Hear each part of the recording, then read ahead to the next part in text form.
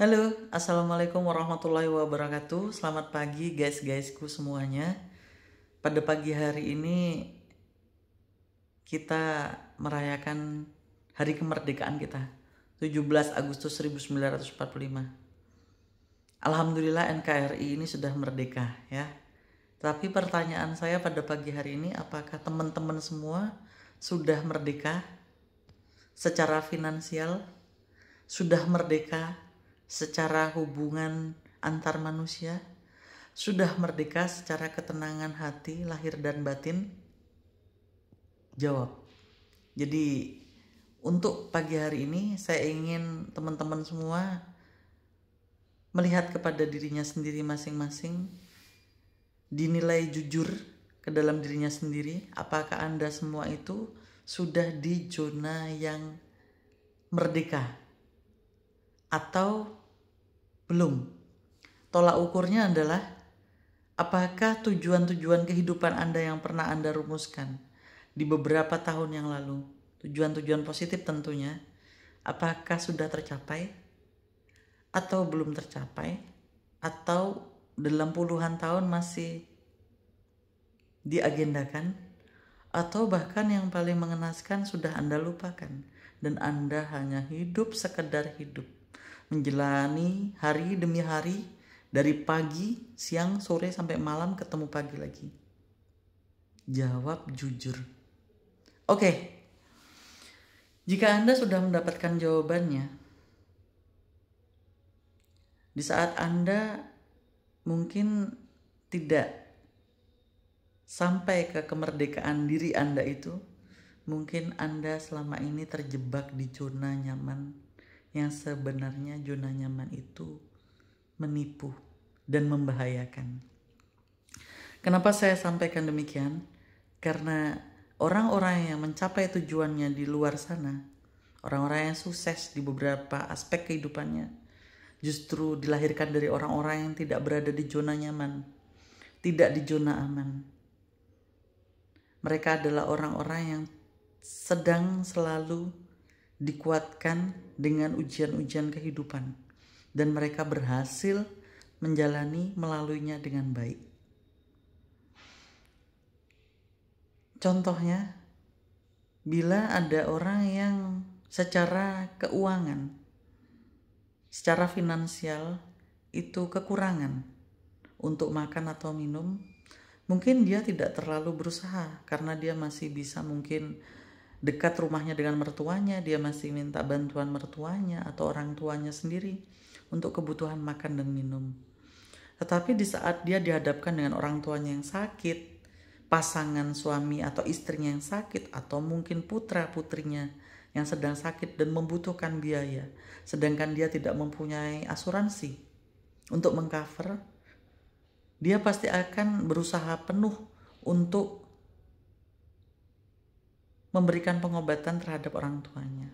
Itu salah satu contoh mungkin zona yang tidak nyaman dan tidak aman, yang memungkinkan seorang manusia akan berusaha lebih tinggi daripada manusia-manusia lain yang sedang di zona nyaman. Demikian juga orang yang mungkin lagi bekerja di suatu instansi, yang di instansi tersebut gajinya tidak berkembang, pemimpinnya otoriter, pekerjaannya dia semakin hari semakin berat, dia akan merasakan zona yang tidak nyaman juga. Sehingga dia akan berusaha bagaimana caranya untuk membuka usaha atau mendapatkan penghasilan sampingan dengan bekerja part-time di tempat lain. Atau bahkan mungkin dia memutuskan untuk resign dan melamar di instansi atau pekerjaan lain. Tetapi orang di saat di zona nyaman, ya, dia mungkin gajinya normal menurutnya, padahal mungkin kalau 1 bulan itu ada 30 hari, di tanggal 20 itu dia sudah mulai berusaha untuk pinjam ke sana kemari, atau bahkan dia bekerja puluhan tahun dia nggak punya tabungan sama sekali. Kalau ada keperluan yang mendadak, dia harus berhutang ke sana ke sini. Ini kan sebenarnya adalah zona yang tidak aman dan tidak nyaman. Kemudian mungkin teman-teman di lingkungan pekerjaannya tidak support untuk kemajuannya, atau mungkin pemimpinnya adalah pemimpin yang tidak bisa mengembangkan, misalnya seperti itu.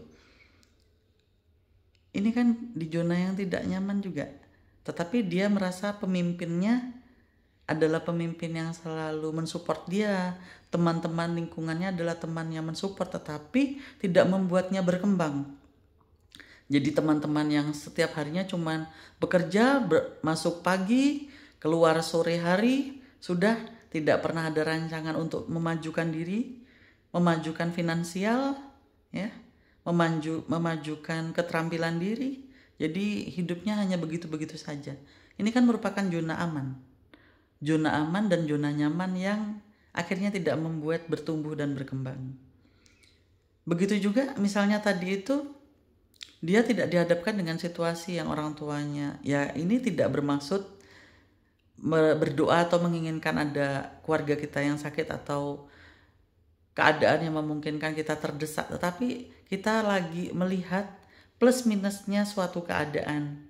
Alhamdulillah, dan yang selalu kita minta adalah keselamatan diri kita sendiri, kesehatan diri kita sendiri dan keluarga kita, orang-orang yang kita sayangi. Tetapi lihatlah bahwa perkara seorang mukmin itu di dalam kebaikannya adalah kesyukuran, dan di dalam ujiannya adalah kesabaran. Dan kesabaran itu memang ternyata membuahkan sesuatu yang sangat luar biasa untuk kehidupan seorang mukmin. Ya mungkin tadi itu dengan adanya ujian yang merupakan zona tidak aman dan tidak nyaman, melahirkan seseorang yang tangguh, seseorang yang berusaha lebih besar, lebih tinggi dalam berusaha, lebih berikhtiar, lebih berdoa, ya, lebih meyakini kuasa Allah sebagai kuasa yang satu-satunya dapat menolong semua usaha dan ikhtiarnya. Kemudian dia bertawakal, sehingga dia bisa mencapai kemerdekaan finansial, kemerdekaan pengembangan diri, penguasaan diri, dan berhubungan dalam kehidupannya. Mungkin itu dari saya. Semoga Anda mendapatkan kemerdekaan finansial, kemerdekaan pengembangan diri dalam kehidupan Anda. Maknailah semuanya, jangan lupakan tujuan hidup Anda. Assalamualaikum warahmatullahi wabarakatuh.